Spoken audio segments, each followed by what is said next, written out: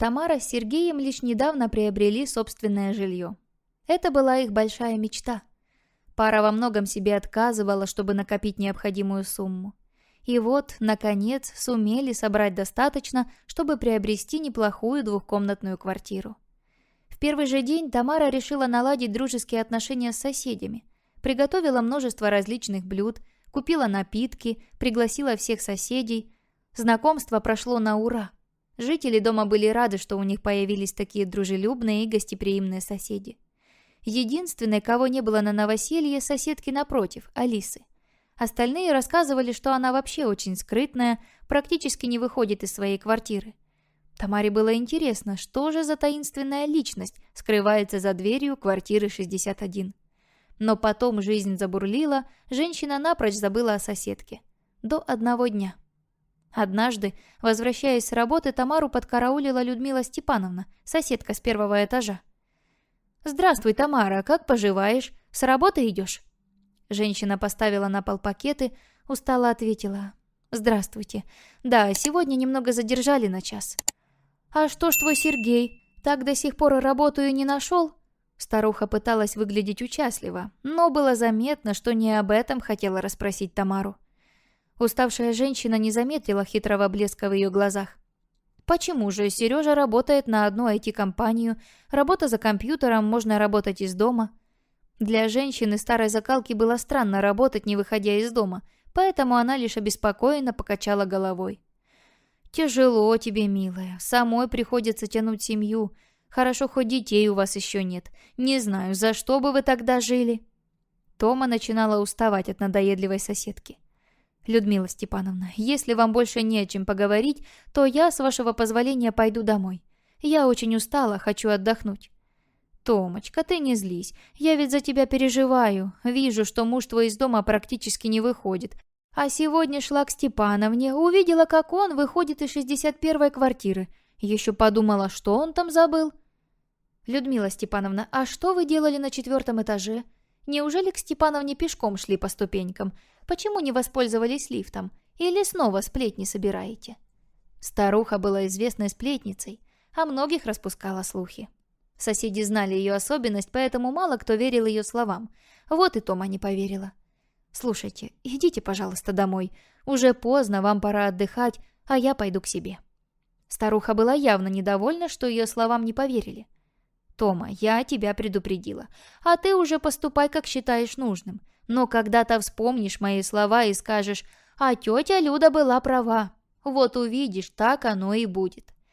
Бабуля, проворчав что-то под нос, отправилась к себе. Обиделась, что ей не поверили.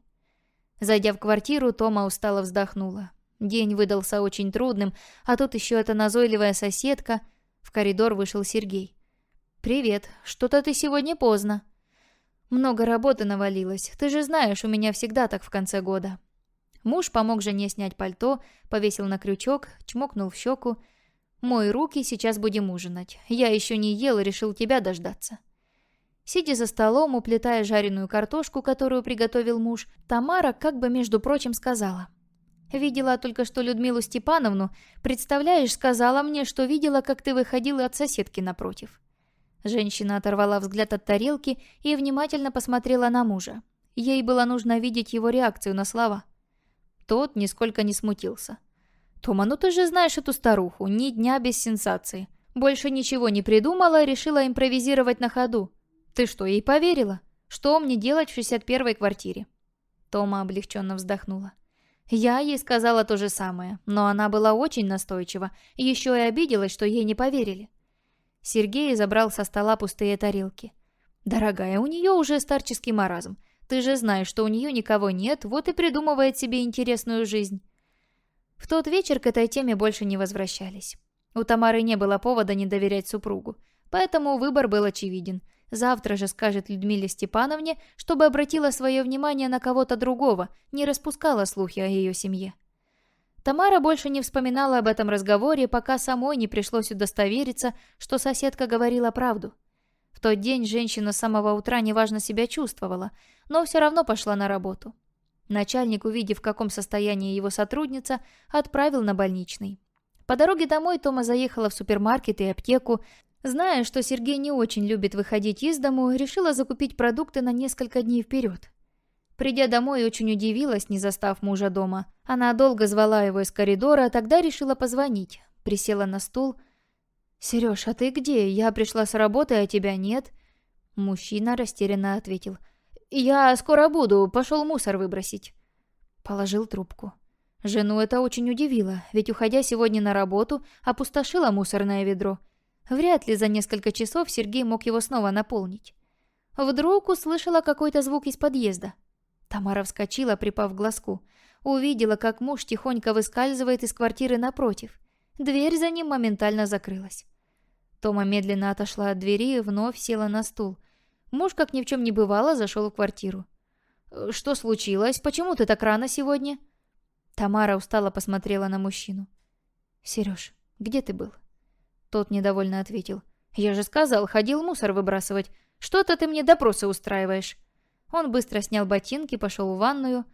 Женщина последовала за ним. Но, видимо, Сергей вовсе был не настроен на разговор, потому что дверь так и не открыл.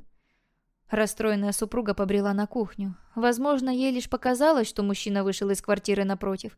Все же температура могла вызвать галлюцинации. Женщина решила ничего мужу не рассказывать, проследить за ним, чтобы точно удостовериться в увиденном. Следующие несколько дней Тома провела дома. Впрочем, как и Сергей. За 4 дня он ни разу не покинул их квартиру. Со стороны могло показаться, что он вел себя как обычно, готовил еду, ухаживал за супругой, был обходительным и нежным. Но что-то в его поведении было такое, что смущало Тамару. Она сама не понимала, что именно. Просто внутренний голос подсказывал, что что-то не так. Наконец, женщина полностью выздоровела, могла выйти на работу. От этой новости Сергей заметно оживился. «Это очень хорошо. Я рад, что ты уже чувствуешь себя лучше. Наконец, наша жизнь вернется в прежний режим». Все эти дни Тамара ни на минуту не забывала о той ситуации. Все время прокручивала в голове, придумывала, как можно вывести мужа на чистую воду. В то же время ее мучил один вопрос. Почему? Почему Сергей так с ней поступает? В их отношениях вроде бы все хорошо, они редко ругались, а если и были ссоры, то быстро мирились. Единственное, что омрачало их семейную жизнь – отсутствие детей. Но мужчина ни разу не предъявлял претензий Тамаре по поводу этого. Уверял, что подумают об этом, как только Тома будет готова. Супруга с самого начала их отношений говорила, что хочет, чтобы дети появились лишь тогда, когда они будут крепко стоять на ногах. Хотела, чтобы малыш ни в чем не нуждался. Сергей ее в этом поддерживал. Тамара ехала на работу и размышляла. Ей почему-то казалось, что муж ее обманывает именно из-за отсутствия детей. Больше причин не нашла. Это было очень обидно, ведь она думала не о себе, а в первую очередь о будущем малыше. Неужели Сергей этого не понимает? Если она в ближайшее время уйдет в декрет, то им просто не на что будет жить, ведь мужчина только недавно устроился на работу, и зарплата его была очень низкой. В этот день женщина была очень рассеянной, несобранной, даже начальник это заметил. «Тамара Сергеевна, что-то вы сегодня часто делаете ошибки. Может, вы слишком рано вышли на работу? Отдохнули бы еще несколько дней». Женщина виновато улыбнулась. «Извините, я все исправлю. Просто небольшие семейные проблемы, но я обещаю, впредь буду внимательней». Начальник ответил. «Хорошо, ведь я на вас надеюсь». Тома постаралась больше не думать о муже, по крайней мере, пока находится на работе. Дома Сергей тоже заметил ее отчужденность. «Дорогая, что с тобой? Ты в последнее время сама не своя. Что-то случилось?» Тома отвела взгляд. «Проблемы на работе. Не обращай внимания». Мужчина участливо заглянул ей в глаза. «Если нужна помощь, скажи, не держи все в себе». На минуту Тамара забыла о всех подозрениях. Его глаза были искренние, излучали любовь к ней. Она прильнула к мужчине, заплакала. Сергей гладил жену по голове, успокаивал. «Ну же, не плачь, все будет хорошо. Ты просто слишком устала, тебе нужно отдохнуть, все станет на свои места». Мужчина уложил супругу в кровать, принес теплый ромашковый чай. «Выпей чаю, постарайся уснуть. Все проблемы как рукой снимет». Через некоторое время, расслабившись от горячего напитка, женщина уснула. Сергей поправил одеяло, тихонько вышел из квартиры. От звука захлопнувшейся двери Тома проснулась. Видимо, ее чувства были слишком напряжены, если даже сквозь сон услышала этот звук. «Сереж, «Сергей, ты где?»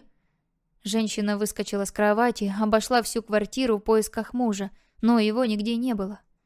Тамара расплакалась. Супруг снова пошел в 61-ю. Нужно было что-то срочно предпринимать. Заявиться прямиком к соседке, устроить скандал было бы отличным решением. Но Тома была по натуре очень спокойной и неконфликтной женщиной. Разборки не были ее сильной стороной. Поэтому этот вариант пришлось откинуть. Но уличить обманщиков нужно.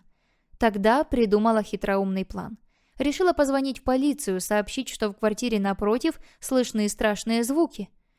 «По-моему, там кого-то убивают. Приезжайте скорее». Ей было все равно, что могли оштрафовать за ложный вызов. Главное, что она будет не одна заходить в ту квартиру. Через 10 минут наряд был в подъезде. Полицейские сначала позвонили Тамаре.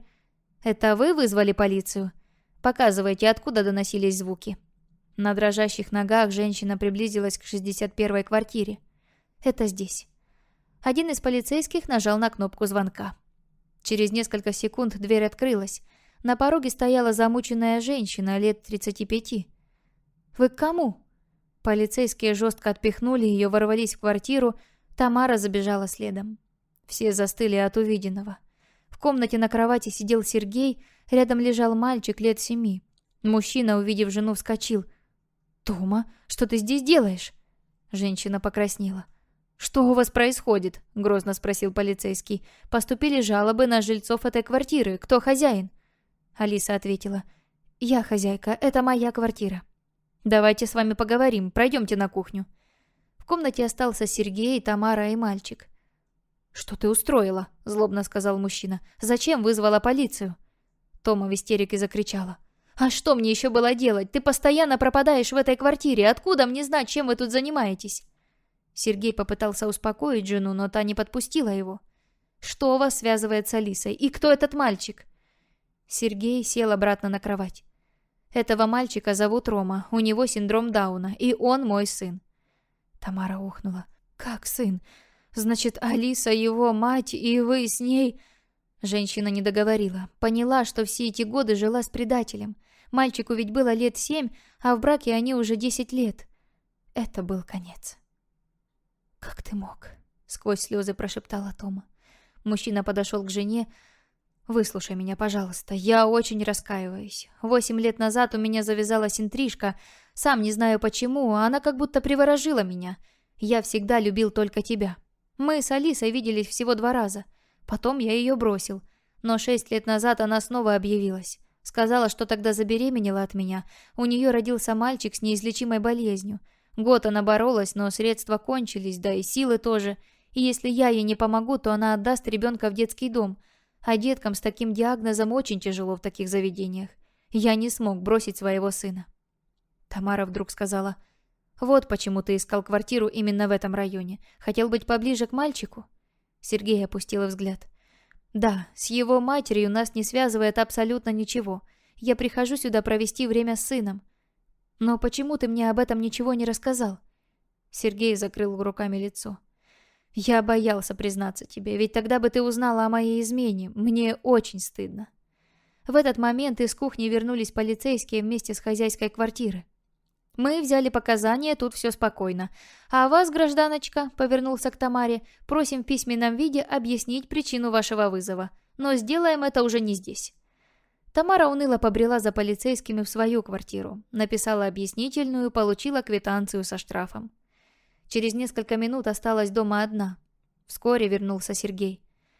«Тома, что мы будем делать дальше?» Женщина не знала, что ответить на его вопрос. Ей было очень тяжело. «Дай мне время, мне нужно подумать». Тамара взяла отгул на работе, слишком эмоциональным выдался предыдущий день. Сергей, уже не скрывая, пошел в квартиру напротив. Буквально через 2 минуты вернулся. Он был растерян. «Алиса, она ушла. Оставила записку, что Рома теперь полностью на моем попечении. Она устала от такой жизни». Впервые в жизни Сергей заплакал. Жена подбежала к нему, обняла. «Мы справимся. Вместе». Мужчина с благодарностью посмотрел на супругу. «Какая же ты у меня замечательная». В этот же день на семейном совете решили, что делать дальше. Тамара с Сергеем переехали в квартиру Алисы, а свою решили сдавать квартирантам. А на эти деньги заниматься с мальчиком в специализированном центре. Из-за того, что мать не уделяла сыну должного внимания, он в свои годы даже не ходил. Супругам удалось поставить его на ноги. Конечно, его болезнь неизлечима, но Сергей с Тамарой приложили максимум усилий, чтобы мальчик мог чувствовать себя более комфортно. Ромка оказался настолько солнечным и добрым малышом, что Тамара сразу же прониклась к нему нежными чувствами. Сергею удалось доказать свое отцовство, лишить Алису родительских прав. Вскоре супруги смогли официально усыновить мальчика. А через некоторое время судьба преподнесла им еще один сюрприз. Они узнали, что скоро у Ромки появится сестричка.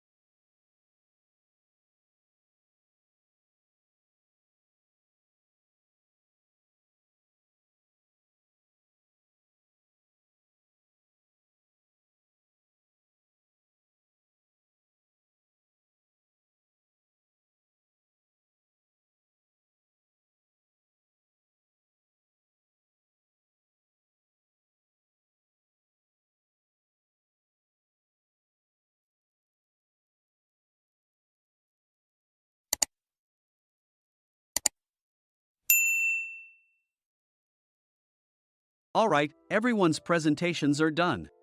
Nick, the manager, said as he tried to move the discussion forward. Excuse me, I haven't. I recently found out something. Nick interrupted me and began to speak. There's apparently someone in this department who didn't graduate high school and is just a part-timer. Meetings should be for employees only. Absolutely right. His lackey, Mike, of course, agreed with Nick. I'm leaving. After leaving the meeting room, I started to shut down my computer. I noticed that an email had arrived, not in my personal inbox, but in the company's shared email. Thinking, there's no point in speaking up, no one will listen, I went home quietly. The next day, I heard a commotion from Nick's desk. He was staring at his computer screen, his face pale. Nick! Is something wrong? Mike looked at the screen with him. And he turned even paler than Nick. Why is he so angry? Knowing the reason for Mike's distress, I thought to myself, serves them right. My name is Adam.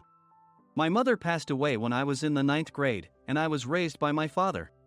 Well, you could hardly call it being raised. After my mother passed, my father changed. He drowned his sorrows in alcohol, and though he still went to work, he squandered our living expenses on horse racing. Because of that, I had to start working part-time as soon as I entered high school. Every month, I went to the convenience store with bills in hand that couldn't be auto-deducted from my father's account. Even though I endured it because I didn't want to be alone, I reached my limit in my 2nd year of high school and dropped out. I found a live-in job at a distant inn. Thank you for everything. The day I left home, my father, still staring at the TV, spoke. Take care. That was our last conversation. Back then, 18 wasn't the age of majority, so I needed my father's permission to work, and I couldn't hide my place of employment. Yet, my father never visited me even once. I kept working just to survive, and before I knew it, I was 42.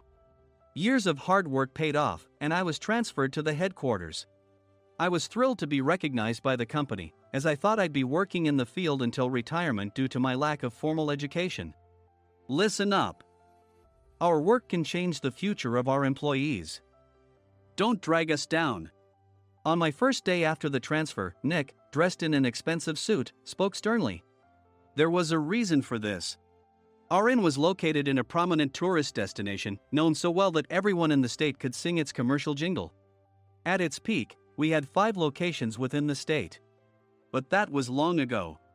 Due to financial difficulties and aging facilities, only the place where I had worked for many years and the original establishment remained. I was prepared to lose my job anytime, but now there was a glimmer of hope. With the rise of social media, the tourist area where the inn was located started gaining attention again. Depending on how hard the sales department, where I was transferred, worked. We could either thrive or be forced to give up this prime location to the new hotel chains continuously popping up. For Nick, who had switched careers from another industry to strengthen our sales, this was a battle he couldn't afford to lose. I understood why he had to be strict. I will do my best. Nick sneered at my enthusiastic declaration. Did you not hear what I said? I'm sorry. I thought I was listening carefully. Out of habit from years of customer service, I apologized reflexively, though I had no idea what had offended him. Someone was watching me with a smirk. In this department, there are those who are expected to excel and those who have been shoved here because they have nowhere else to go. You are the latter. It was Mike, the section chief. He's 7 years younger, at 35. But he was called to headquarters much earlier than I was and had been moving around within the headquarters ever since. I'm not jealous, but I can't accept that he's my boss. Graduating from a prestigious university, he has an unusually high pride and caused many problems as a newbie, making things very difficult for me when I was the front desk leader. When I found out Mike was transferred to the sales department a month before me, I was disheartened. Mike is right. With just a middle school diploma, there's not much you can do. Don't even think about achieving results. As if I didn't exist, Nick remarked, I'm thirsty. Mike eagerly ran to the coffee maker. It seems Mike is Nick's lackey. I regretted being happy about my transfer to headquarters, wishing I had stayed on site forever. Send a direct mail to every company on this list by the end of the day. Nick only assigned me tasks that even a new graduate could handle. What? There are over 1,000 companies. You want me to send to all of them by today? Yes, if you and your fellow misfits split the work, even those with nowhere else to go should finish by today. I glanced at the employees typing away expressionlessly. They were worn out from customer service, only thinking about leaving on time, or were women reassigned after having children. With zero motivation for work. Even Sam, a new graduate from the same university as Mike, who was supposed to be among the expected achievers, had no enthusiasm for the job. Having joined the company wanting to do customer service. I don't care what they say, I plan to quit anytime, he said. Only Nick and Mike were highly motivated, making all the decisions between the two of them. I originally only wanted to work at the inn to survive and had no particular attachment to this job. I swallowed my words, thinking I had no right to reprimand them. About a month after the transfer, Nick told us with a frustrated look. To commemorate the 50th anniversary, we've decided to create a plan exclusive for one group per day. Originally, Mike and I were supposed to come up with it, but our president, Mr. Thompson, insists on hearing everyone's opinions. So, you all get a chance. As Nick explained, Mike began handing out prints. Make sure not to embarrass Nick. If your ideas are half-baked, you'll have to redo them. It seemed that they had printed his handwritten notes by Mr. Thompson, which included several questions and a section for free responses. It made sense why Nick had to seek our input, given that all responses had to be submitted to Mr. Thompson. We were given a week to think about it, and a meeting was scheduled to compile our ideas. My plan is to let guests enjoy both the old and modern America.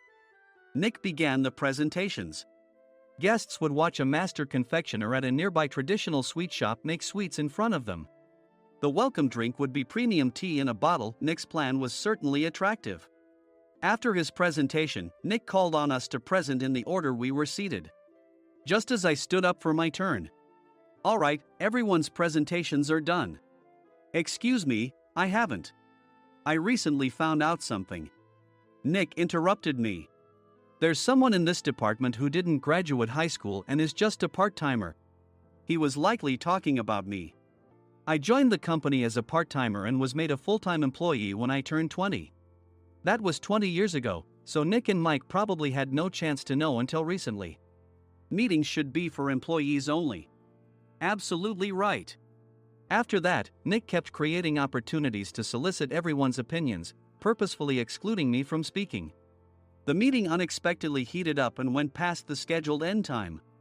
A few people asked to leave, and the discussion continued with the remaining few. Still here? Normally, you'd leave in that situation. Though I had no attachment to the job initially, hearing kind words from customers made me want to make them happier. For someone like me, with nowhere to go, the inn was my home and customer service was my life. I felt pathetic about my current self. I'm leaving. I left the conference room and started shutting down my computer. I noticed an email had arrived, not in my personal inbox, but in the company's shared email. Thinking no one would listen to what I had to say anyway, I quietly went home. The next day, while preparing the DM as instructed, I heard a commotion from Nick's desk. In his haste to stand up, he hit his knee on the desk. He stared at his computer screen, his face pale. Nick! What's wrong? Mike, thinking he should be the first to rush over, approached Nick while still wearing his coat. He peered at the screen with Nick. And he turned even paler than Nick. Why is he so angry? Who is responsible for this company? Nick, more irritated than ever, asked, and Mike answered without checking. Probably Sam. Sam wasn't there because he was attending a morning training session for new hires. Nick gave up on getting angry and returned his gaze to the screen. They were looking at an email that arrived right after the end of the working day yesterday. Apparently, no one, including me, had checked it before leaving. The email was from a large company that used us for their annual employee trips. The president and executives of that company also frequently used our services personally. President of the company, Mr. Mason himself, had declared that neither he nor his company would ever use our services again. Well, some companies cancel their employee trips or stop using our services due to financial struggles. Let's just move on. Mike kept wiping the sweat from his forehead with a handkerchief. Knowing why Mike was so agitated, I quietly watched their interaction. Do you know how much revenue we get from that company? We can find other guests to fill the rooms, but we'll lose the banquet costs, gift shop revenue, rental car fees, and more. Moreover, the gifts were supposed to be prepared by the traditional confectionery shop involved in Nick's proposed plan.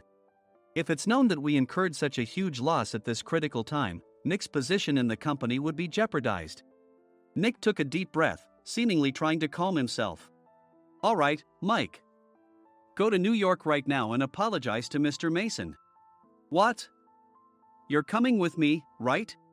I have urgent work to do. I trust you, which is why I'm entrusting this to you. Please. Mike, believing Nick's sincerity, agreed with a determined look on his face, saying, yes. That's Nick for you. Even if Mike went to apologize, Nick would shift all the blame onto him if the client didn't change their mind. Well, it was Mike's fault to begin with, so it served him right. About 3 hours later, Sam answered a call from somewhere and repeatedly apologized, saying, I'm very sorry. Everyone watched to see what was happening. After ending the call, he informed Nick with a weary tone. When Mike arrived at the client's company, he only made things worse, further infuriating Mr. Mason. He was demanding, get his boss here immediately. It was no wonder Sam was exhausted, dealing with such a call right after returning from training. What is that idiot doing? All right, Adam, you're coming with me. If sacrificing Mike didn't work, then I must be next. Normally, I'd want to refuse at all costs, but I saw an opportunity in this situation. If I can be of assistance, I'd be happy to join you. I immediately followed Nick, and we flew to New York. When we introduced ourselves at the reception, it became clear how serious the situation was, as the receptionist personally escorted us to the president's office. Angry voices leaked through the door, making both Nick and me uneasy. Excuse me. I'm Nick, the supervisor. I understand my subordinate has caused you trouble, and I deeply apologize. Nick, with his experience in the corporate world, knew enough to offer an apology before excuses. However, his customer service skills left much to be desired. I sighed as I saw Mike trembling like a small dog in the corner of the room. What kind of training are you giving your subordinates? Mr. Mason glared at Nick with a red face. The intensity of his gaze made even Nick take a step back. Regrettably, I joined this company only 2 years ago and was unaware of Mike's issues. I should have identified his shortcomings sooner. Indeed. I should have realized sooner. No sensible person would come to apologize and then give a lengthy presentation on the drawbacks of not using their in. Nick froze, his mouth slightly open. Suspecting the worst, I picked up the documents that had fallen to the floor.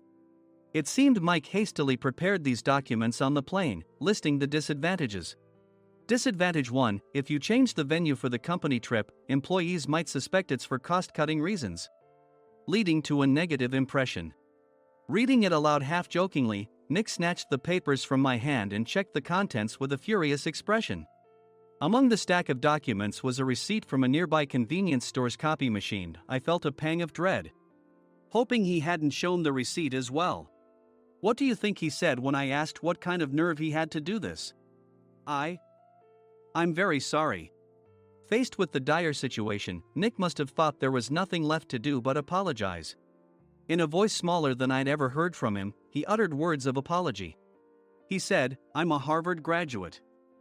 I don't believe I said anything wrong. Mike! What have you done?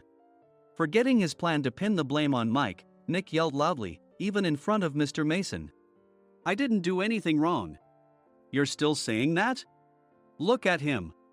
Mike pointed at me with a shaking hand. I was assigned to headquarters in my 20s and now I'm a section chief. This guy only made it to headquarters at 42. Everything I've done proves I was right. So why are we losing the contract? Having said his piece, Mike collapsed to the floor. Of course. You were sent there because you had nowhere else to go. Mike never expected to hear such words from someone he looked down upon. He lunged at me, and Nick hurriedly stepped in to stop him. Mr. Thompson told me Mike is a quick thinker, and to take good care of him. There's no way he was pushed aside. Don't make things worse here. He didn't say quick thinker, he said only quick-witted, didn't he? I I don't remember that part.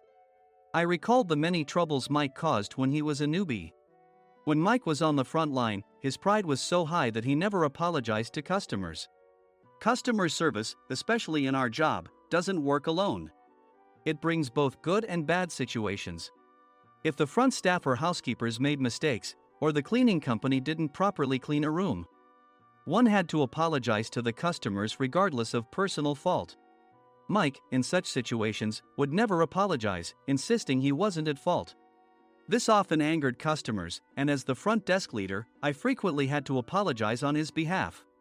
He caused complaints and disrupted operations, which is why he was quickly moved to headquarters. In departments where he didn't interact directly with customers, his quick thinking was beneficial and things went well.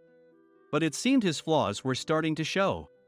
Corporate reservations are supposed to be entered into the system by the sales representative. But a quick check yesterday revealed that more than 10 items were missing from the client's reservation. The handover document clearly stated what needed to be prepared. Why didn't you enter it into the system? Why do we have to give them special treatment? Filling rooms near the banquet hall, setting up all the food in advance. Specifying the brand of wine, they're too demanding. No wonder he always angered customers, I thought, feeling a headache coming on. Grouping them in rooms near the banquet hall is for our benefit too. It makes it easier for the staff to set up beds and serve breakfast since everyone's schedule is synchronized. As for the other requests, Mr. Mason suggested them to lighten our load. I didn't know that. Nick finally seemed to realize that Mike was the one who had angered the client. What did you say to them? I just told them we wouldn't give them special treatment anymore. We shouldn't waste effort on things that don't bring in money. I was utterly exasperated at his lack of understanding of customer service. Of course, we shouldn't comply with unreasonable demands. But carrying over successful practices from past stays makes customers feel remembered and enhances their experience. Good memories encourage repeat visits. That's part of our job. I looked down at Mike, who was sitting on the floor. In our job, nothing is a waste. Mr. Thompson likely moved you to the sales department, hoping you'd finally understand this. How do you think he feels now that you've failed to meet his expectations? Mike, tears in his eyes, fled the president's office. I was amazed he still hadn't apologized. You have it tough, Adam. It's okay, we're all employees of the same company. I deeply apologize for this disrespectful incident. Especially after all the care you've shown us. If it weren't for you, Adam, I really would have stopped staying here. When I heard you were moving to the sales department, I was willing to reconsider if you handled it. Seeing us talk so amicably, Nick's face contorted. Do you two know each other? Adam's service is excellent. I always requested him specifically. Normally, we don't accept specific staff requests, but we made an exception for Mr. Mason, adjusting my shifts accordingly. He had personally stayed at our hotel just before my transfer, and during casual conversation, I mentioned, I'm moving to the sales department soon. If I hadn't told him then, things could have been much worse. Please continue to take care of us. I look forward to it. On the return flight, Nick awkwardly offered me a can of beer. It's still working hours. Of course, I had no intention of forgiving him for a single beer. Nick might try to pin everything on Mike and avoid any consequences. While pondering this, a startling fact came to light. Nick, the tea bottles for the plan have arrived. I handed Nick a bottle labeled with our inn's name. They look good. What are you talking about? These are plastic bottles. I had assumed we would use the trendy, high-end bottling tea. But what arrived were ordinary plastic bottles of tea with customized labels. The only unique aspect was the label, which had the inn's name, making it look customized. Upon further investigation, I discovered that a substantial amount of money was set to be paid to the tea company. It was priced like bottling tea. Does this plastic bottle really cost $100 each? The tea inside is specially blended for us. The extra cost is for that. Wouldn't it be better to use another tea company? Or is there a specific reason we must use this one? As Nick continued to make excuses, I showed him a printed email. I informed the tea company's president, Mr. Mitchell, that we discovered irregular payments and he confessed. He said you two were high school classmates and planned to split the extra money. That idiot. Why did he confess? That's not important. You should worry about yourself, this could turn into a police matter. Opening the bottle cap, I suggested. How about calming down with this tea? It supposedly has a relaxing effect. Nick drank the tea frantically. In the following days, decisions were made about their fates. Mike was reassigned to the General Affairs Department, with no chance of transfer or promotion, as per Mr. Thompson's orders. As for Nick, since the payment to the tea company hadn't yet been made, he narrowly avoided legal trouble. Instead, he was encouraged to leave the company, and to avoid further complications, Nick submitted his resignation. Rumor has it that connections between HR departments have made it difficult for him to find new employment. Even though it was good to have those two gone, something unexpected happened in the sales department. Everyone became motivated and united in refining the 50th anniversary plan. In the end, my plan was adopted. We collaborated with the Tourist Information Center to provide personalized guides. The plan, tailored to the number of guests, was truly special for the 50th anniversary. Hey, is Adam's family coming to stay? I immediately booked that special plan for my family. Sam noticed it on the reservation list and quickly picked up on it. Yes, I'm inviting my father. That's great. I might invite my parents too. I lacked the courage to face my father just as Adam. But here, with the confidence Mr. Mason praised, I felt ready. The 50th anniversary plan was a perfect opportunity to reconnect with my father. I hoped to bring back the days when we could laugh together as we once did.